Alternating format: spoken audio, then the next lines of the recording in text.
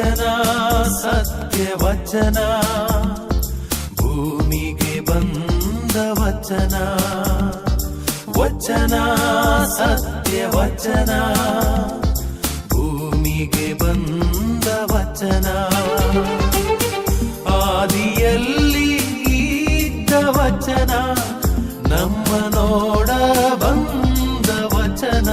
ವಚನ ಸತ್ಯ ವಚನ, ಭೂಮಿಗೆ ಬಂದ ವಚನ.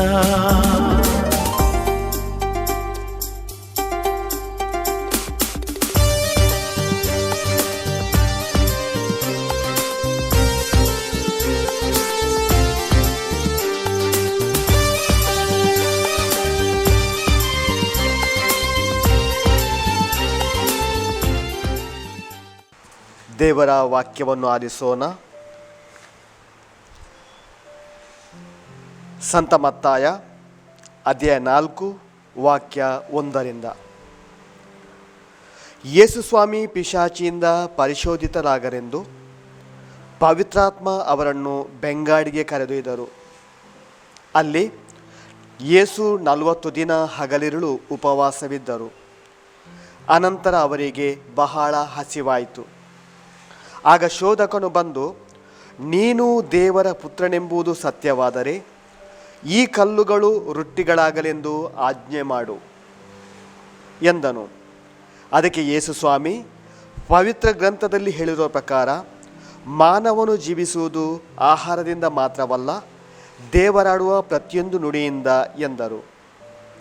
ಬಳಿಕ ಪಿಶಾಚಿ ಅವರನ್ನು ಪವಿತ್ರ ನಗರಕ್ಕೆ, ಅಂದರೆ ಜೆರುಸಲೇಮಿಗೆ ಕರೆದೊಯ್ದು ಮಹಾದೇವಾಲಯದ ಗೋಪುರದ ತುದಿಯ ಮೇಲೆ ನಿಲ್ಲಿಸಿ, ನೀನು ದೇವರ ಪುತ್ರನೆಂಬುದು ಸತ್ಯವಾದರೆ ಕೆಳಕ್ಕೆ ಧುಮುಕು ಏಕೆಂದರೆ ಪವಿತ್ರ ಗ್ರಂಥದಲ್ಲಿ ಬರೆದಿರುವ ಪ್ರಕಾರ ದೇವರೇ ತಮ್ಮ ದೂತರಿಗೆ ಆಜ್ಞೆ ಮಾಡುವರು ಮತ್ತು ಇವರು ನಿನ್ನ ಕಾಲುಗಳು ಕಲ್ಲುಗಳಿಗೆ ತಾಕದಂತೆ ನಿನ್ನನ್ನು ಕೈಗಳಲ್ಲಿ ಆತುಕೊಳ್ಳುವರು ಎಂದಿತು. ಅದಕ್ಕೆ ಯೇಸು, ನಿನ್ನ ದೇವರು ಸರ್ವೇಶ್ವರ, ನೀನು ಅವರನ್ನು ಪರೀಕ್ಷಿಸಬಾರದು ಎಂದು ಸಹ ಪವಿತ್ರ ಗ್ರಂಥದಲ್ಲಿ ಬರೆದಿದೆ ಎಂದರು. ಅನಂತರ ಪಿಶಾಚಿ ಯೇಸುವನ್ನು ಬಹಳ ಎತ್ತರವಾದ ಬೆಟ್ಟಕ್ಕೆ ಕೊಂಡೊಯ್ದು ಪ್ರಪಂಚದ ಎಲ್ಲ ರಾಜ್ಯಗಳನ್ನು ಅವುಗಳ ವೈಭವವನ್ನು ತೋರಿಸಿತು.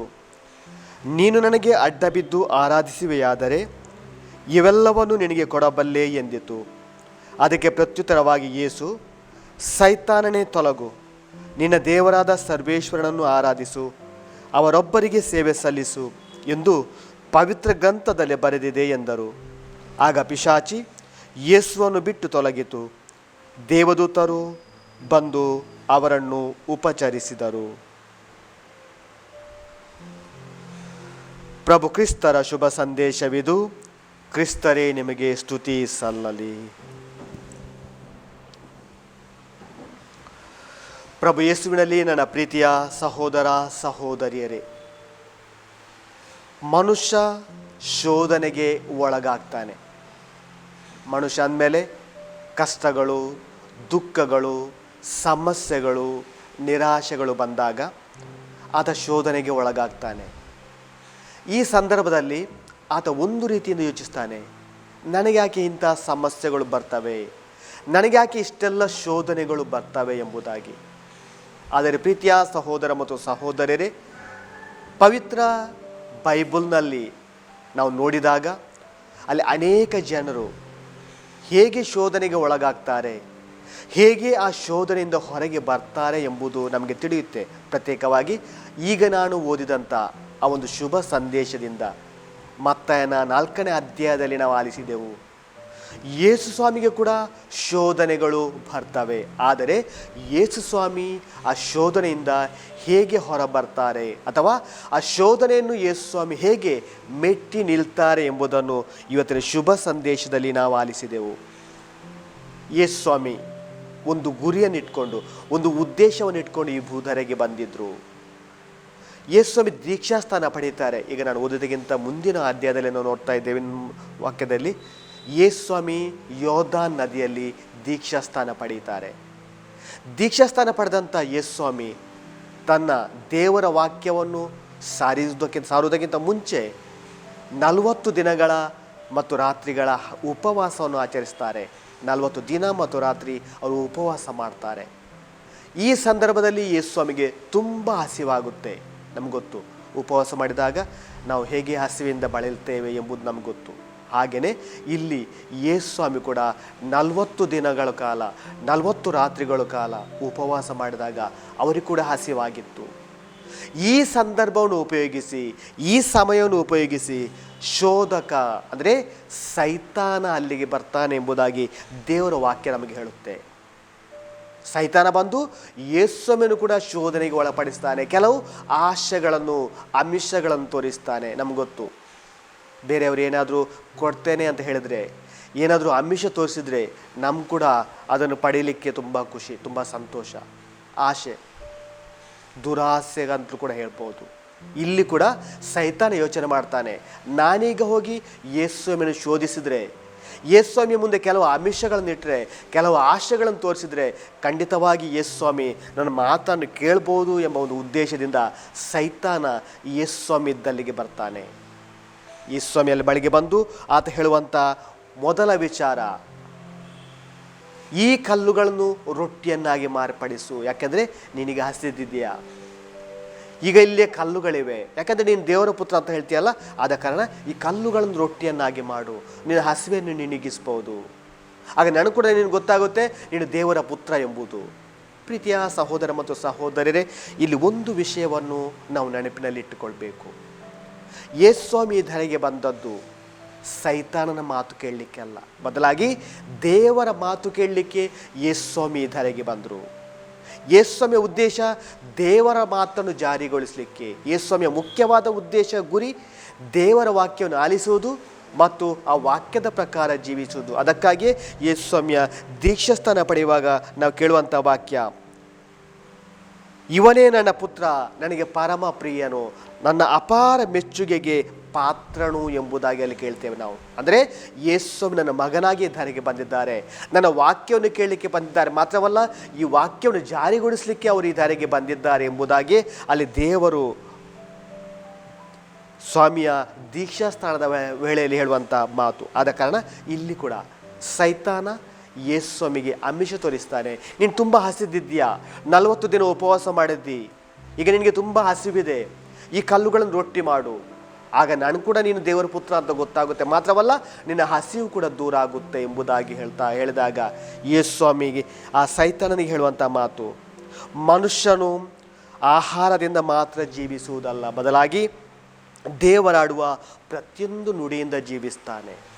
ನೋಡಿ ಹೇಗೆ ಸೈತಾನ ಯೇಸು ಸ್ವಾಮಿಯನ್ನು ಆಮಿಷಕ್ಕೆ ಒಳಪಡಿಸಲಿಕ್ಕೆ ಪ್ರಯತ್ನ ಮಾಡ್ತಾನೆ. ಆದರೆ ಇಲ್ಲಿ ನಾನು ಹೇಳಿದಂತೆ ಯೇಸು ಸ್ವಾಮಿ ಸೈತಾನನ ಮಾತು ಕೇಳಲಿಕ್ಕೆ ಬಂದದ್ದಲ್ಲ, ಬದಲಾಗಿ ದೇವರ ಮಾತನ್ನು ಕೇಳಲಿಕ್ಕೆ ಬಂದದ್ದು. ದೇವರ ಉದ್ದೇಶವನ್ನು ಜಾರಿ ಮಾಡಲಿಕ್ಕೆ ಅವರು ಈ ಧರೆಗೆ ಬಂದಿದ್ದರು. ಆದ ಕಾರಣ ಸೈತಾನನ ಮಾತನ್ನು ಕೇಳಲು ಬದಲಾಗಿ ದೇವರ ಮಾತನ್ನು ಆಲಿಸ್ತಾರೆ. ಮಾತ್ರವಲ್ಲ, ಆತ ಸೈತಾನನಿಗೆ ಯೇಸು ಸ್ವಾಮಿ ಹೇಳ್ತಾರೆ, ಮಾನವನು ಜೀವಿಸುವುದು ಆಹಾರದಿಂದ ಮಾತ್ರವಲ್ಲ, ದೇವರಾಡುವ ಪ್ರತಿಯೊಂದು ಮಾತಿನಿಂದ, ವಾಕ್ಯದಿಂದ ಆತ ಜೀವಿಸ್ತಾನೆ. ಆದ ಕಾರಣ ಆಹಾರ ಮಾತ್ರ ನಮ್ಮ ಜೀವನದ ಗುರಿಯಾಗಬಾರ್ದು, ಉದ್ದೇಶವಾಗಬಾರ್ದು, ಬದಲಾಗಿ ದೇವರ ವಾಕ್ಯವನ್ನು ಕೇಳಿ ದೇವರ ವಾಕ್ಯವನ್ನು ಜೀವಿಸುವುದು ಕೂಡ ನಮ್ಮ ಜೀವನದ ಮುಖ್ಯವಾದ ಒಂದು ಗುರಿಯಾಗಬೇಕು ಎಂಬುದಾಗಿ ಈ ವಾಕ್ಯದಿಂದ ನಾವು ತಿಳಿತಾ ಇದ್ದೇವೆ. ಎರಡನೇದಾಗಿ ಯೇಸು ಸ್ವಾಮಿಗೆ ಆ ಶೋಧಕ ಇನ್ನೊಂದು ಸ್ವಲ್ಪ ಮುಂದೆ ತಗೊಂಡು ಹೋಗ್ತಾನೆ. ಒಬ್ಬ ಎತ್ತರವಾದ ಪ್ರದೇಶಕ್ಕೆ ತಗೊಂಡೋಗಿ, ಇಲ್ಲಿಂದ ನೀನು ಕೆಳಗೆ ಧುಮುಕು, ಯಾಕೆ ನಿನಗೆ ದೇವದೂತರು ಬರ್ತಾರೆ, ರಕ್ಷಣೆ ಕೊಡ್ತಾರೆ ಎಂಬ ಆಮಿಷವನ್ನು ತೋರಿಸ್ತಾನೆ. ನೀನು ಬಿದ್ದರೂ ಕೂಡ ನಿನಗೆ ಗಾಯ ಆಗೋಲ್ಲ, ಯಾಕಂದರೆ ದೇವರು ನಿನ್ನ ಸಂಗಡ ಇದ್ದಾರೆ, ದೇವದೂತರು ನಿನಗೆ ರಕ್ಷಣೆ ಕೊಡ್ತಾರೆ. ಮತ್ತೊಂದು ರೀತಿಯ ಆಮಿಷ, ಆಶೆ ಯೇಸು ಸ್ವಾಮಿಗೆ ಸೈತಾನ ತೋರಿಸಿದಾಗ ಅಲ್ಲಿ ಕೂಡ ಯೇಸು ಸ್ವಾಮಿ ಆ ಸೈತಾನನ ಮಾತು ಕೇಳೋಲ್ಲ, ಬದಲಾಗಿ ನೀನು ದೇವರು ಸರ್ವೇಶ್ವರ, ಅವರನ್ನು ಪರೀಕ್ಷೆ ಮಾಡಬೇಡ. ದೇವರನ್ನು ಯಾರು ಕೂಡ ಪರೀಕ್ಷೆ ಮಾಡಲಿಕ್ಕೆ ಸಾಧ್ಯವಿಲ್ಲ. ದೇವರು ಪರೀಕ್ಷೆ ಮಾಡಿದರೂ ಕೂಡ ಸೈತಾನಂಥ ಸಾಮಾನ್ಯ ವ್ಯಕ್ತಿಗಳಿಗೆ, ಸಾಮಾನ್ಯ ಶಕ್ತಿಗೆ ಅವರ ಅಂಜುವುದು ಕೂಡ ಇಲ್ಲ. ಇಲ್ಲಿ ಕೂಡ ಯೇಸು ಸ್ವಾಮಿ ಆ ಒಂದು ಶೋಧನೆಯಿಂದ, ಆ ಒಂದು ಪ್ರಲೋಭನೆಯಿಂದ ಹೊರ ಬರ್ತಾರೆ. ಮಾತ್ರವಲ್ಲ, ಸೈತಾನನನ್ನು ಅಲ್ಲಿಂದ ತೊಲಗು ಎಂಬುದಾಗಿ ಹೇಳ್ತಾರೆ. ಪ್ರೀತಿಯ ಸಹೋದರ ಮತ್ತು ಸಹೋದರರೇ, ಈ ಮಾತಿನಿಂದ ನಮಗೆ ಒಂದು ವಿಷಯ ಅಂತೂ ಖಂಡಿತವಾಗಿ ತಿಳಿಯುತ್ತೆ. ನಮ್ಮ ದಿನನಿತ್ಯದ ಜೀವನದಲ್ಲಿ ಅನೇಕ ಆಶಾಮಿಷಗಳು ನಮಗೆ ಬರ್ಬೋದು. ಅನೇಕ ದುಷ್ಪ್ರೇರಣೆಗಳು ನಮಗೆ ಬರ್ಬೋದು, ಅನೇಕ ಶೋಧನೆಗಳು ನಮಗೆ ಬರ್ಬೋದು. ಅದು ಎಲ್ಲ ಶೋಧನೆಗಳಿಂದ ಜಯ ಹೊಂದಲಿಕ್ಕೆ ನಾವು ಪ್ರಯತ್ನ ಮಾಡಬೇಕು. ಆಗ ಖಂಡಿತವಾಗಿ ನಾವು ಯೇಸು ಸ್ವಾಮಿಯ ಪ್ರೀತಿಯ ಮಕ್ಕಳಾಗಲಿಕ್ಕೆ ಸಾಧ್ಯ. ಮೂರನೇದಾಗಿ ಮತ್ತೆ ಸೈತಾನ ಯೇಸು ಸ್ವಾಮಿಗೆ ಆಮಿಷ ತೋರಿಸ್ತಾನೆ, ನೀನು ನನ್ನ ಕಾಲಿಗೆ ಅಡ್ಡ ಬೀಳು. ನೀನು ನನ್ನ ಕಾಲಿಗೆ ಅಡ್ಡ ಬಿದ್ದರೆ ಇಡೀ ಪ್ರಪಂಚವನ್ನು, ಇಲ್ಲಿಂದ ಕಾಣ್ತಾರೆ ಇಷ್ಟೊಲ್ಲ ಜಾಗ, ಇದೆಲ್ಲವನ್ನು ನಾನು ನಿನಗೆ ಧಾರೆ ಎರಿತೇನೆ. ಯಾರಿಗಾದರೂ ಅಷ್ಟರಲ್ಲಿ ಸಿಗುವಾಗ ಸೈತಾನನಿಗೆ ನಮಸ್ಕಾರ ಮಾಡ್ಬೋದು ಎಂಬ ಒಂದು ಉದ್ದೇಶದಿಂದ ಈ ಒಂದು ಶೋಧಕ ಅಥವಾ ಸೈತಾನ ಬಂದು ಯೇಸು ಸ್ವಾಮಿಗೆ ಹೇಳಿದರೆ ಯೇಸು ಸ್ವಾಮಿ ಅವನ ಮಾತಿಗೆ ಮತ್ತೆ ತಲೆ ಕೊಡುವುದಿಲ್ಲ. ಯೇಸು ಸ್ವಾಮಿ ಮತ್ತೆ ಆ ಮಾತಿಗೆ ಗಮನ ಕೊಡುವುದಿಲ್ಲ. ಬದಲಾಗಿ ಯೇಸು ಸ್ವಾಮಿ ಹೇಳುವಂಥ ಮಾತು, ನಿನ್ನ ದೇವರಾದ ಸರ್ವೇಶ್ವರನನ್ನು ಆರಾಧಿಸು, ಅವರೊಬ್ಬರಿಗೆ ಮಾತ್ರ ಸೇವೆ ಸಲ್ಲಿಸು, ಇಲ್ಲಿಂದ ತೊಲಗು ಸೈತಾನನೇ ಎಂಬುದಾಗಿ ಯೇಸು ಸ್ವಾಮಿ ಧೈರ್ಯವಾಗಿ ಹೇಳ್ತಾರೆ. ಯಾಕಂದರೆ ಯೇಸು ಸ್ವಾಮಿ ಉದ್ದೇಶ ದೇವರ ಮಾತನ್ನು ಜಾರಿಗೊಳಿಸುವಂಥದ್ದು, ಸೈತಾನನ ಮಾತುಗಳನ್ನು ಅಲ್ಲ. ಆದ ಕಾರಣ ಯೇಸು ಸ್ವಾಮಿ ತಾನು ಬಂದ ಉದ್ದೇಶವನ್ನು ಗಟ್ಟಿಯಾಗಿ ತಿಳಿಯುತ್ತಾರೆ. ಇಲ್ಲದಿದ್ದರೆ ಯಾರಾದರೂ ಸಾಮಾನ್ಯ ಮನುಷ್ಯರಾದರೆ ಸೈತಾನನ ಆಶೆಗೆ ಅಷ್ಟು ನನಗೆ ಸಿಗುತ್ತೆ, ಅಷ್ಟು ಜಾಗ ನನಗೆ ಸಿಗುತ್ತೆ, ಇವನ ಮುಂದೆ ನಾನು ದೇವರನ್ನು ತೋರಿಸ್ಬೋದು ಎಂಬುದಾಗಿ ಕಲ್ಲನ್ನು ಕೂಡ ರೊಟ್ಟಿ ಮಾಡ್ಬೋದಿತ್ತು. ಆ ಗುಡ್ಡದಿಂದ ಕೆಳಗಿಳಿದು ನಾನು ದೇವರ ಪುತ್ರ ಎಂಬುದಾಗಿ ತೋರಿಸ್ಬೋದಿತ್ತು. ಅಥವಾ ಇಡೀ ಭೂಲೋಕ ಸಿಗುತ್ತೆ ಅಂತ ಹೇಳಿ ಸೈತಾನನ ಕಾಲಿಗೆ ಕೂಡ ನಮಸ್ಕಾರ ಮಾಡ್ಬೋದಿತ್ತು. ಆದರೆ ಇಲ್ಲಿ ಯೇಸು ಸ್ವಾಮಿ ತನ್ನ ಉದ್ದೇಶ, ತನ್ನ ಗುರಿಯನ್ನು ದೃಢವಾಗಿಟ್ಟುಕೊಂಡಿದ್ರು. ಅವರ ಕೇಂದ್ರ ಅವರ ತಂದೆ ಆಗಿದ್ದರು. ತಂದೆಯ ಚಿತ್ತ ಏನು ಅದನ್ನೇ ನಾನು ಮಾಡುವಂಥದ್ದು, ತಂದೆಯ ಚಿತ್ತದ ಪ್ರಕಾರ ನಾನು ಜೀವಿಸುವಂಥದ್ದು. ಅದೇ ಒಂದು ಉದ್ದೇಶದಿಂದ ಯೇಸು ಸ್ವಾಮಿ ಧರೆಗೆ ಬಂದಿದ್ದರು. ಆ ಉದ್ದೇಶದಂತೆ ಅವರು ಶಿಲುಬೆಯ ಮರಣವನ್ನು ಹೊಂದಿ ದೇವರ ವಾಕ್ಯವನ್ನು ಸಾರಿ ಜನರಿಗೆ ರಕ್ಷಣೆಯನ್ನು ಕೊಟ್ಟರು ಎಂಬುದಾಗಿ ನಾವಿಲ್ಲಿ ತಿಳಿಯುತ್ತೇವೆ. ಹಾಗೆಯೇ ಪ್ರೀತಿಯ ಸಹೋದರ ಮತ್ತು ಸಹೋದರಿಯರೇ, ಮಾರ್ಕನ 14ನೇ ಅಧ್ಯಾಯದಲ್ಲಿ 34ನೇ ವಾಕ್ಯದಲ್ಲಿ ಕೂಡ ನಾವು ಇಂಥದ್ದೇ ಒಂದು ಶೋಧನೆಯನ್ನು ನಾವು ಗಮನಿಸ್ತಾ ಇದ್ದೇವೆ. ಯೇಸು ಸ್ವಾಮಿ ತಮ್ಮ ಶಿಷ್ಯರಿಗೆ ಹೇಳ್ತಾರೆ, ಎಚ್ಚರವಾಗಿದ್ದು ಪ್ರಾರ್ಥನೆ ಮಾಡಿರಿ. ಯೇಸು ಸ್ವಾಮಿ ಒಂದು ಸಲ ತನ್ನ ಶಿಷ್ಯರನ್ನು ತಗೊಂಡು ಗೆತ್ಸೆಮನೆ ಎಂಬ ಒಂದು ತೋಪಿಗೆ ಹೋಗ್ತಾರೆ. ಆ ಒಂದು ಎತ್ತರವಾದ ಬೆಟ್ಟಕ್ಕೆ ಹೋಗಿ ಅಲ್ಲಿ ಪ್ರಾರ್ಥನೆ ಮಾಡಬೇಕು. ಯಾಕೆಂದರೆ ಮತ್ತೆ ಕೆಲವೇ ದಿನಗಳಲ್ಲಿ ಯೇಸು ಸ್ವಾಮಿ ಈ ಧರೆಯನ್ನು ಬಿಟ್ಟು ಅಥವಾ ಶಿಲುಬೆಯ ಮರಣವನ್ನು ಅಪ್ಪಿಕೊಳ್ಬೇಕಾಗಿತ್ತು. ದೇವರ ಇಚ್ಛೆಯಂತೆ ಅವರು ಪ್ರಪಂಚವನ್ನು ಬಿಡಬೇಕಿತ್ತು, ಶಿಲುಬೆಯಲ್ಲಿ ಸಾಯಬೇಕಿತ್ತು, ಕಷ್ಟಗಳನ್ನು ಅನುಭವಿಸಬೇಕಿತ್ತು, ಮೂರನೇ ದಿನ ಮತ್ತೆ ಪುನರುತ್ಥಾನ ಹೊಂದಬೇಕಿತ್ತು. ಹೀಗೆಲ್ಲ ಯೋಚನೆಗಳಿದ್ದು. ಆದ ಕಾರಣ ಯೇಸು ಸ್ವಾಮಿ ಗೆತ್ಸೆಮನೆ ಎಂಬ ಒಂದು ಬೆಟ್ಟಕ್ಕೆ ಹೋಗಿ ಅಲ್ಲಿ ಪ್ರಾರ್ಥನೆ ಮಾಡ್ತಾರೆ. ತನ್ನ ಶಿಷ್ಯರನ್ನು ಕೂಡ ತಾನು ಕರ್ಕೊಂಡು ಹೋಗ್ತಾರೆ. ಯಾಕಂದರೆ ತನಗೆ ಸ್ವಲ್ಪ ಸಂಗಾತಿ ಸಿಗ್ಬೋದು, ತನ್ನೊಟ್ಟಿಗೆ ಅವರು ಕೂಡ ಪ್ರಾರ್ಥನೆ ಮಾಡ್ಬೋದು ಎಂಬ ಉದ್ದೇಶದಿಂದ ಆ ಪ್ರದೇಶಕ್ಕೆ ಹೋಗಿ ಅಲ್ಲಿ ಪ್ರಾರ್ಥನೆ ಮಾಡ್ತಾರೆ. ಈ ಸಂದರ್ಭದಲ್ಲಿ ಯೇಸು ಸ್ವಾಮಿ ಉಳಿದ 9 ಮಂದಿಯನ್ನು ಸ್ವಲ್ಪ ದೂರ ಇಡ್ತಾರೆ. 3 ಮಂದಿಯನ್ನು ತನ್ನ ಸಂಗಡ ಕರ್ಕೊಂಡೋಗಿ ಮತ್ತೆ ಸ್ವಲ್ಪ ಮುಂದಕ್ಕೆ ಹೋಗಿ ಪ್ರಾರ್ಥನೆ ಮಾಡಿರಿ ಎಂಬುದಾಗಿ ಯೇಸು ಸ್ವಾಮಿ ಪ್ರಾರ್ಥನೆ ಮಾಡುವ ಸಂದರ್ಭದಲ್ಲಿ ಆ ಶಿಷ್ಯರು ಶೋಧನೆಗೆ ಒಳಪಡ್ತಾರೆ. ಶಿಷ್ಯರಿಗೆ ಯೇಸು ಸ್ವಾಮಿಯ ಕಷ್ಟದ ಅರಿವಾಗಿಲ್ಲ. ಯೇಸು ಸ್ವಾಮಿ ಶಿಲುಬೆಯ ಮರಣದ ಬಗ್ಗೆ ಅವರಿಗೆ ಏನೂ ಕೂಡ ತಿಳಿದಿದ್ದಿಲ್ಲ. ಆದ ಕಾರಣ ಅವರು ತಮ್ಮಷ್ಟಕ್ಕೆ ಆರಾಮವಾಗಿ ಮಲಗಿದ್ರು. ಈ ಸಂದರ್ಭದಲ್ಲಿ ಯೇಸು ಸ್ವಾಮಿ ಅವರನ್ನು 2 ಸಲ ಬಂದು 3ನೇ ಸಲ ಬಂದು ಕೂಡ ಎಚ್ಚರಗೊಳಿಸ್ತಾರೆ. ಅದು ಕೂಡ ಶಿಷ್ಯರು ನಿದ್ದೆಯಲ್ಲೇ ಮಗ್ನರಾಗಿದ್ದರು. ಅವರಿಗೆ ಅಷ್ಟೊಂದು ಆಲಸ್ಯವಿತ್ತು, ಅಷ್ಟೊಂದು ನಿದ್ದೆಯಿಂದ ಅವರು ನಿದ್ದೆಗೆ ಜಾರಿ ಹೋಗಿದ್ರು. ಯೇಸು ಸ್ವಾಮಿ ಬಗ್ಗೆ ಅವರಿಗೆ ಚಿಂತನೆ ಇದ್ದಿಲ್ಲ. ಈ ಸಂದರ್ಭದಲ್ಲಿ ಕೂಡ ನಾವು ನೋಡ್ತಾ ಇದ್ದೇವೆ, ನಿದ್ದೆ ಎಂಬ ಶೋಧನೆಯಿಂದ ಯೇಸು ಸ್ವಾಮಿಯ ಗಮನ ಅಥವಾ ಬೇರೆಡೆಗೆ ಸೆಳೆಯಲಿಕ್ಕೆ ಪ್ರಯತ್ನ ಮಾಡ್ತಾರೆ. ಆದರೂ ಇಲ್ಲಿ ಕೂಡ ನಾವು ನೋಡ್ತಾ ಇದ್ದೇವೆ, ಯೇಸು ಸ್ವಾಮಿ ಶಿಷ್ಯರಲ್ಲಿ ಮಲಗಿದ್ರು ಕೂಡ ತಾವು ತಮ್ಮ ತಂದೆಯ ಚಿತ್ತದಂತೆ ದೇವರ ಚಿತ್ತವನ್ನು ಅರಿತು ಆ ಪ್ರಕಾರ ಪ್ರಾರ್ಥನೆ ಮಾಡ್ತಾರೆ ಮತ್ತು ತನ್ನ ಮರಣಕ್ಕಾಗಿ ಅವರು ಸಿದ್ಧತೆ ಮಾಡ್ತಾ ಇದ್ದಾರೆ. ಹಾಗೆಯೇ ಪ್ರೀತಿಯ ಸಹೋದರ ಮತ್ತು ಸಹೋದರರೇ, ಮತ್ತಾಯನ 12ನೇ ಅಧ್ಯಾಯದಲ್ಲಿ ಕೂಡ 22ನೇ ವಾಕ್ಯದಲ್ಲಿ ಕೂಡ ನಾವು ಇಂಥದ್ದೇ ಒಂದು ಶೋಧನೆಯನ್ನು, ಪೇತ್ರನಿಂದ ಬರುವಂಥ ಶೋಧನೆಯನ್ನು ಕೂಡ ನಾವು ಅಲ್ಲಿ ಓದ್ತಾ ಇದ್ದೇವೆ. ಅದೇನೆಂದರೆ ಯೇಸು ಸ್ವಾಮಿ ತಾನು ಜೆರುಸಲೇಮಿಗೆ ಹೋಗಬೇಕು, ಅಲ್ಲಿ ನಾನು ಕಷ್ಟಪಡಬೇಕು, ಅಲ್ಲಿ ಯಾಜಕರು, ಪ್ರಧಾನ ಶಾಸ್ತ್ರಿಗಳು, ಪ್ರಧಾನ ಯಾಜಕರು ನನ್ನನ್ನು ಹಿಡಿದು ಕೊಡ್ತಾರೆ, ಅಲ್ಲಿ ನಾನು ಚಾಟಿಯೇಟಿಗೆ ಒಳಪಡಿಸಬೇಕು, ಅಲ್ಲಿ ನನಗೆ ಶಿಲುಬೆಯ ಮರಣ ಸಿಗುತ್ತೆ ಎಂಬುದಾಗಿ ವಿವರಣೆ ಕೊಡ್ತಿರ್ಬೇಕಾದ್ರೆ ಪೇತ್ರ ಬಂದು ಹೇಳ್ತಾನೆ, ಸ್ವಾಮಿ ಹಾಗನ್ಬೇಡಿ, ಇದು ನಿಮಗೆ ನಡಿಲೇಬಾರ್ದು, ಹೀಗೆ ನಿಮಗೆ ಆಗಲೇಬಾರ್ದು ಎಂಬುದಾಗಿ ಪೇತ್ರ ಯೇಸು ಸ್ವಾಮಿಗೆ ಎಚ್ಚರಿಸ್ತಾನೆ. ಇಲ್ಲಿ ಒಂದು ವಿಷಯ ಅಂತೂ ತುಂಬ ಮುಖ್ಯವಾದುದು. ಅದೇನೆಂದರೆ ಪೇತ್ರ ಕೂಡ ಯೇಸುಸ್ವಾಮಿಯನ್ನು ಶೋಧನೆ ಮಾಡಲಿಕ್ಕೆ ಪ್ರಯತ್ನ ಮಾಡ್ತಾನೆ, ಅಥವಾ ಸೈತಾನನ ಮುಖಾಂತರ ಪೇತ್ರ ಕೂಡ ಯೇಸುಸ್ವಾಮಿಯನ್ನು ಶೋಧನೆಗೆ ಒಳಪಡಿಸ್ತಾನೆ. ಆದರೆ ಯೇಸುಸ್ವಾಮಿ ತನ್ನ ಇಚ್ಛೆಯನ್ನು, ತನ್ನ ತಂದೆಯ ಗುರಿಯನ್ನು ನೆರವೇರಿಸಲಿಕ್ಕೆ ಪ್ರಯತ್ನ ಮಾಡ್ತಾರೆ.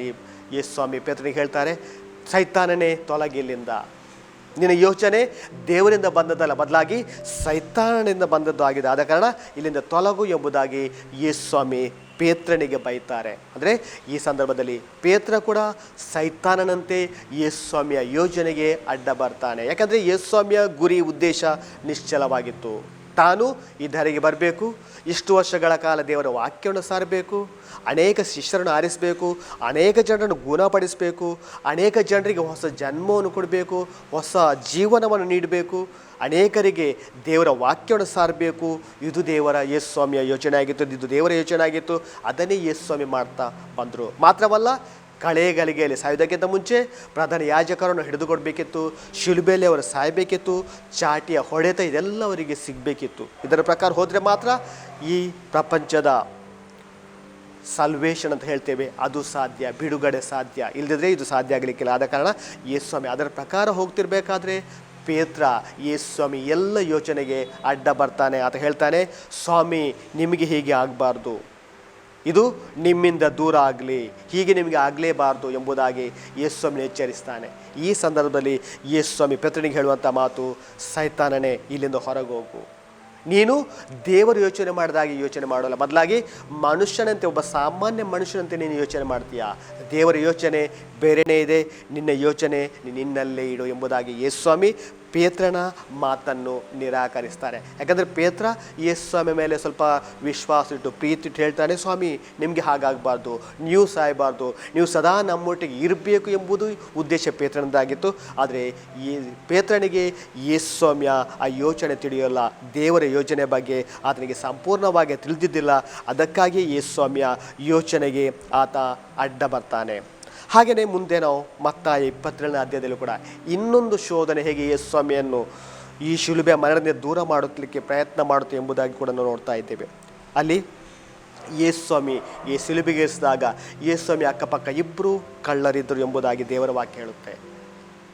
ಮಾತ್ರವಲ್ಲ, ಅಲ್ಲಿ ಅನೇಕ ಸೈನಿಕರಿದ್ದರು, ಯೇಸುಸ್ವಾಮಿನ ತಮಾಷೆ ಮಾಡ್ತಾಯಿದ್ರು. ಅನೇಕ ಮುಖ್ಯ ಯಾಜಕರಿದ್ದರು, ಅವರು ಕೂಡ ಯೇಸುಸ್ವಾಮಿನ ತಮಾಷೆ ಮಾಡ್ತಾಯಿದ್ರು. ಈ ಸಂದರ್ಭದಲ್ಲಿ ಅಲ್ಲಿ ನೆರೆದಿದ್ದಂಥ ಕೆಲವರು, ನೀನು ದೇವರ ಪುತ್ರನಾದರೆ ಶಿಲುಬೆಯಿಂದ ಕೆಳಗಿಳಿ ಎಂಬುದಾಗಿ ಶೋಧನೆ ತೋರಿಸ್ತಿದ್ರು. ಒಂದು ರೀತಿಯ ಆಶೆಯನ್ನು ತೋರಿಸಿದ್ರು. ನೀನು ದೇವರ ಪುತ್ರನಾಗಿದೆಯಲ್ಲ, ಕೆಳಗಿಳಿದು ಬಾ, ಯಾಕಂದರೆ ನಿನಗೆ ಸಾಧ್ಯ. ಮುಖ್ಯ ಯಾಜಕರಿಗೆ ಕೂಡ ಗೊತ್ತಿತ್ತು, ಅವರು ಒಂದು ರೀತಿಯ ತಮಾಷೆಯ ಮಾತನ್ನು ಹೇಳ್ತಿದ್ರು. ಅವರಿಗೂ ಕೂಡ ಗೊತ್ತಿತ್ತು ಯೇಸುಸ್ವಾಮಿ ದೇವರ ಪುತ್ರ. ಇಲ್ಲಿ ಯೇಸುಸ್ವಾಮಿ ಕೂಡ ಒಂದು ಒಳ್ಳೆಯ ಅವಕಾಶ ಇತ್ತು. ಇಷ್ಟು ಜನರ ಎದುರಿಗೆ ನಾನು ದೇವರ ಪುತ್ರ ಎಂಬುದಾಗಿ ತೋರಿಸ್ಬೋದು ಎಂಬುದಾಗಿ ಶಿಲುಬೆಯಿಂದ ಅವರು ಕೆಳಗೆ ಇಳಿಬೋದಿತ್ತು. ಶಿಲುಬೆಯಿಂದ ಅವರು ಕೆಳಗಿಳಿದು ನಾನು ದೇವರ ಪುತ್ರ ಹೌದು ಎಂಬುದಾಗಿ ಅಲ್ಲಿದ್ದವರಿಗೆಲ್ಲರಿಗೂ ತೋರಿಸ್ಬೋದಿತ್ತು. ಆದರೆ ಪ್ರೀತಿಯ ಸಹೋದರ ಮತ್ತು ಸಹೋದರರೇ, ದೇವರ ಯೋಚನೆ ಅದಾಗಿದ್ದಿಲ್ಲ. ಎಲ್ಲರೆದುರಿಗೆ ತಾನು ದೇವರ ಪುತ್ರ ಎಂಬುದಾಗಿ ಹೇಳುವಂಥದ್ದು, ಅಥವಾ ಎಲ್ಲರೆದುರಿಗೆ ಶಿಲುಬೆಯಿಂದ ಕೆಳಗಿಳಿದು ನಾನು ದೇವರ ಪುತ್ರ ಎಂಬುದಾಗಿ ತೋರಿಸುವಂಥ ಯೋಚನೆ ದೇವರದ್ದಲ್ಲ. ದೇವರ ಯೋಜನೆ ಬೇರೆಯೇ ಆಗಿತ್ತು. ದೇವರ ಯೋಜನೆ ಪ್ರಕಾರ ಯೇಸುಸ್ವಾಮಿ ಶಿಲುಬೆಯಲ್ಲಿ ಸಾಯಬೇಕು, ಯೇಸುಸ್ವಾಮಿಯಲ್ಲಿ ಚಾಟಿ ಹೊಡೆತವನ್ನು ಅನುಭವಿಸಬೇಕು, ಶಿಲುಬೆಯಿಂದ ಸತ್ತು ಮತ್ತೆ 3ನೇ ದಿನ ಪುನರುತ್ಥಾನರಾಗಬೇಕು. ಇದೇ ದೇವರ ಯೋಜನೆ ಆಗಿತ್ತು. ಒಂದು ವೇಳೆ ಯೇಸುಸ್ವಾಮಿ ಶಿಲುಬೆಯಿಂದ ಅಷ್ಟು ಜನರೆದುರಿಗೆ ತಾನು ದೇವರ ಪುತ್ರ ಎಂಬುದಾಗಿ ತೋರಿಸಬೇಕಾದ್ರೆ ಶಿಲುಬೆಯಿಂದ ಕೆಳಗಿಳಿದ್ರೆ ಆಗಲೇ ಅವರು ದೇವರ ಪುತ್ರ ಅಂತ ತಿಳಿತಿತ್ತು. ಆದರೆ ದೇವರ ಯೋಜನೆ ಹಾಗೆ ಅಲ್ಲ, ಬದಲಾಗಿ ಶಿಲುಬೆಯಲ್ಲಿ ಸತ್ತೆ ಪುನರುತ್ಥಾನ ಹೊಂದಿದಾಗ ಮಾತ್ರ ಈ ಪ್ರಪಂಚದ ಬಿಡುಗಡೆ ಆಗುತ್ತೆ, ಪಾಪದಿಂದ ನಮಗೆ ಬಿಡುಗಡೆ ಆಗುತ್ತೆ. ಶಿಲುಬೆಯಲ್ಲಿ ಸತ್ತಾಗ ಮಾತ್ರ ನಮ್ಮ ಬಿಡುಗಡೆ ಸಿಗುತ್ತೆ ಎಂಬುದಾಗಿ ದೇವರ ಚಿತ್ತವಾಗಿತ್ತು. ಆ ಪ್ರಕಾರ ಸತ್ತಾಗ ಮಾತ್ರ ನಮ್ಮ ಬಿಡುಗಡೆ. ಅದೇ ಯೇಸುಸ್ವಾಮಿಯ ಒಂದು ಯೋಜನೆ ಆಗಿತ್ತು. ಆದುದರಿಂದ ಪ್ರೀತಿಯ ಸಹೋದರ ಮತ್ತು ಸಹೋದರರೇ, ಇಂಥ ಅನೇಕ ಶೋಧನೆಗಳು, ಅನೇಕ ಘಟನೆಗಳು ನಾವು ಬೈಬಲ್ನಲ್ಲಿ ನೋಡ್ತಾ ಇದ್ದೇವೆ. ಯಾಕಂದರೆ ಯೇಸುಸ್ವಾಮಿಗೆ ಅನೇಕ ಅವಕಾಶಗಳಿದ್ದವು ಈ ಶೋಧನೆಗೆ ಒಳಪಡಲಿಕ್ಕೆ. ಅನೇಕ ಆಮಿಷಗಳಿಗೆ ಅವರು ಕೂಡ ಬಲಿಯಾಗ್ಬೋದಿತ್ತು. ಆದರೆ ಯೇಸುಸ್ವಾಮಿಯ ಉದ್ದೇಶ ನಿಜವಾಗಿತ್ತು, ಯೇಸುಸ್ವಾಮಿಯ ಉದ್ದೇಶ ಸರಿಯಾಗಿತ್ತು. ತಾನು ದೇವರಿಂದ ಕಳಿಸಲ್ಪಟ್ಟವನು, ನಾನು ಯಾಕೆ ಈ ಭೂಲೋಕಕ್ಕೆ ಬಂದಿದ್ದೇನೆ, ನನ್ನ ಉದ್ದೇಶ ಏನು, ನನ್ನ ಈ ಜೀವನದ ಗುರಿ ಏನು ಎಂಬುದಾಗಿ ಯೇಸು ಸ್ವಾಮಿಗೆ ಸ್ಪಷ್ಟವಾಗಿ ತಿಳಿದಿತ್ತು. ಆದ ಕಾರಣ ಅವರು ದೇವರ ವಾಕ್ಯದ ಪ್ರಕಾರ ಮಾತ್ರ ಜೀವಿಸಿದರು. ಆದರೆ ಅನೇಕ ಸಂದರ್ಭದಲ್ಲಿ ನಾವು ಕೂಡ ಮನುಷ್ಯರಾಗಿದ್ದುಕೊಂಡು ಇಂತಹ ಆಮಿಷಗಳು ನಮಗೆ ಸಿಗ್ತವೆ, ಇಂತಹ ಆಶೆಗಳನ್ನು ಕೂಡ ನಾವು ಅನುಭವಿಸ್ತೇವೆ, ಇಂತಹ ಶೋಧನೆಗಳು ಕೂಡ ನಮಗೆ ಬರ್ತವೆ. ಆ ಸಂದರ್ಭದಲ್ಲಿ ನಾವು ಹೆಚ್ಚಾಗಿ ವಿಶ್ವಾಸವನ್ನು ಕಳೆಕೊಳ್ತೇವೆ. ಕೆಲವು ಸಂದರ್ಭದಲ್ಲಿ ದೇವರೇ ಇಲ್ಲ ಎಂಬ ಭಾವನೆ ಕೂಡ ನಮ್ಮಲ್ಲಿ ಬರ್ತದೆ. ಕೆಲವು ಸಂದರ್ಭದಲ್ಲಿ ಅಯ್ಯೋ ಆ ದೇವರಲ್ಲಿ ಹೋಗ್ತಿದ್ರು ಒಳ್ಳೆದಿತ್ತು, ಈ ದೇವರ ಕಡೆ ಹೋಗ್ತಿದ್ರು ಒಳ್ಳೆದಿತ್ತು ಎಂಬ ಭಾವನೆ ಕೂಡ ನಮಗೆ ಬಂದಿರಬಹುದು. ಆದರೆ ಇಲ್ಲಿ ಯೇಸು ಸ್ವಾಮಿ ಒಂದು ಜೀವನವನ್ನು ನಮ್ಮ ಜೀವನಕ್ಕೆ ಆದರ್ಶವಾಗಿ ಇಡಬೇಕು. ಯಾಕಂದರೆ ಎಷ್ಟೇ ಕಷ್ಟಗಳು, ದುಃಖಗಳು, ಸಮಸ್ಯೆಗಳು, ಶೋಧನೆಗಳು ಬಂದಾಗ ಕೂಡ ಯೇಸು ಸ್ವಾಮಿಯ ಗುರಿ ಒಂದೇ ಆಗಿತ್ತು, ಅದೇ ದೇವರ ಇಚ್ಛೆಯನ್ನು ನೆರವೇರಿಸುವಂಥದ್ದು. ಹಾಗೆಯೇ ನಾವು ಕೂಡ ನಮ್ಮ ದಿನನಿತ್ಯದ ಜೀವನದಲ್ಲಿ ಇಂತಹ ಕಷ್ಟಗಳು, ದುಃಖಗಳು, ಸಮಸ್ಯೆಗಳು ಬಂದಾಗ ದೇವರ ಚಿತ್ತದ ಪ್ರಕಾರ ಜೀವಿಸಲಿಕ್ಕೆ ನಾವು ಪ್ರಯತ್ನ ಮಾಡಬೇಕು. ಆಗ ಖಂಡಿತವಾಗಿ ದೇವರ ಪ್ರೀತಿಯ ಮಕ್ಕಳಾಗಲಿಕ್ಕೆ ನಮಗೆ ಸಾಧ್ಯ. ಆದುದರಿಂದ ಪ್ರೀತಿಯ ಸಹೋದರ ಮತ್ತು ಸಹೋದರಿಯರೇ, ಯಾವಾಗ ನಾವು ಯೇಸು ಸ್ವಾಮಿಯಲ್ಲಿ ವಿಶ್ವಾಸ ಇಡ್ತೇವೆ, ಯಾವಾಗ ನಾವು ಯೇಸು ಸ್ವಾಮಿಯ ವಾಕ್ಯದ ಮೇಲೆ ವಿಶ್ವಾಸ ಇಡ್ತೇವೆ, ಆಗ ಖಂಡಿತವಾಗಿ ಇಂಥ ಶೋಧನೆಗಳು ಬಂದಾಗ ನಮಗೆ ಜಯ ಸಿಗಲಿಕ್ಕೆ ಸಾಧ್ಯವಿದೆ. ಇಲ್ಲಿ ಕೂಡ ಹಾಗೇನೆ ಯೇಸು ಸ್ವಾಮಿ ಆ ಒಂದು ಶೋಧನೆಗಳ ಮಧ್ಯೆ ಕೂಡ ದೇವರ ವಾಕ್ಯ ಏನು ಹೇಳುತ್ತೆ ಎಂಬುದಾಗಿ ಸೈತಾನನಿಗೆ ಬೋಧಿಸ್ತಾರೆ. ದೇವರ ವಾಕ್ಯದ ಪ್ರಕಾರ ಏನಾಗುತ್ತೆ, ದೇವರ ವಾಕ್ಯ ನಮ್ಮಲ್ಲಿದ್ದಾಗ ಏನಾಗುತ್ತೆ, ಪ್ರತ್ಯೇಕವಾಗಿ ಮಾನವ ಜೀವಿಸುವುದು ಆಹಾರದಿಂದ ಮಾತ್ರವಲ್ಲ, ಬದಲಾಗಿ ದೇವರಾಡುವ ಪ್ರತಿಯೊಂದು ಮಾತಿನಿಂದ ಎಂಬುದಾಗಿ ಹೇಳ್ತಾರೆ. ಅಂದರೆ ದೇವರ ವಾಕ್ಯವನ್ನೇ ಅಲ್ಲಿ ಮುನ್ನೆಲೆಗೆ ತರ್ತಾರೆ. ಆದ ಕಾರಣ ನಾವು ಕೂಡ ನಮ್ಮ ದಿನನಿತ್ಯದ ಜೀವನದಲ್ಲಿ ದೇವರ ವಾಕ್ಯಕ್ಕೆ ಮಹತ್ವ ಕೊಡೋಣ. ದೇವರ ವಾಕ್ಯ ಏನು ಹೇಳುತ್ತೆ ಅದರ ಪ್ರಕಾರ ಜೀವಿಸಿ ಪ್ರಭು ಯೇಸು ಸ್ವಾಮಿಯ ಆಶೀರ್ವಾದವನ್ನು ನಾವು ಬೇಡಿಕೊಳ್ಳೋಣ. ಕಣ್ಣುಗಳನ್ನು ಮುಚ್ಚಿ ಜಪ ಮಾಡೋಣ. ನಮ್ಮನ್ನು ಅತಿಯಾಗಿ ಪ್ರೀತಿಸುವ ತಂದೆಯಾದ ದೇವರೇ, ನಾವು ನಿಮ್ಮ ಪ್ರೀತಿಯ ಮಕ್ಕಳು. ಕೆಲವು ಕಾಲಗಳ ಕಾಲ ನಿಮ್ಮ ಪವಿತ್ರವಾದ ವಾಕ್ಯವನ್ನು ಆಲಿಸಿದೆವು. ನಿಮ್ಮ ಪುತ್ರನಂತೆ ವಾಕ್ಯದಲ್ಲಿ ದೃಢವಾಗಿರಿಸಲು, ತಂದೆಯ ಚಿತ್ತದಂತೆ ನಡೆಯಲು ಬೇಕಾದಂಥ ವರಕೃಪೆಗಳನ್ನು ನಮಗೆ ನೀಡಿರಿ. ನಮ್ಮ ದಿನನಿತ್ಯದ ಜೀವನದಲ್ಲಿ ನಿಮ್ಮ ವಾಕ್ಯದ ಪ್ರಕಾರ ನಡೆಯಲು ಬೇಕಾದಂಥ ಶಕ್ತಿಯನ್ನು ನಮಗೆ ದಯಪಾಲಿಸಿರಿ. ಈ ಪ್ರಾರ್ಥನೆಯನ್ನು ನಿಮ್ಮ ಪುತ್ರ ಪ್ರಭು ಯೇಸು ಸ್ವಾಮಿಯ ಪವಿತ್ರ ನಾಮದಲ್ಲಿ ಪ್ರಾರ್ಥಿಸುತ್ತೇವೆ. ಆಮೇನ್.